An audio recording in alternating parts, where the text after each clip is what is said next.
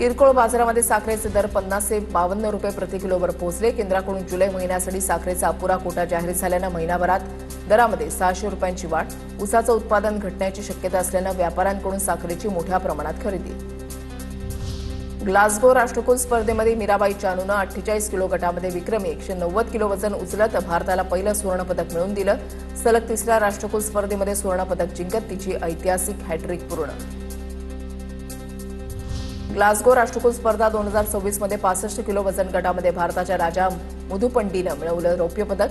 286 kilo भार उचलून राजा मुथुपंडीनं ही कामगिरी केली। बीडच्या माजलगावमध्ये पंकजा मुंडेंच्या समर्थकांनी लावलेल्या बॅनरवर मुख्यमंत्री फडणवीसांचा फोटोच नाही, बॅनरवर पंतप्रधान मोदी आणि अमित शहा यांचा फोटो। ग्रामविकास मंत्री जयकुमार गोरे आज धाराशिव जिल्हा दौऱ्यावर। आपला जीव धाराशिव विजन 2030 या कार्यक्रमाला मंत्री गोरे उपस्थित राहणार। महाराष्ट्र सीईटी कक्षाकडून आर्किटेक्चर पदवी प्रवेश नोंदणीला 28 जुलैपर्यंत मुदतवाढ। प्रवेश प्रक्रियेसाठी राज्यभरातून 6160 विद्यार्थ्यांकडून नोंदणी। रायगड, रत्नागिरी, सिंधुदुर्गसह पुण्यामध्ये आज मुसळधार पाऊस, तर मुंबईसह विदर्भातील सर्व जिल्ह्यांना पावसाचा येलो अलर्ट।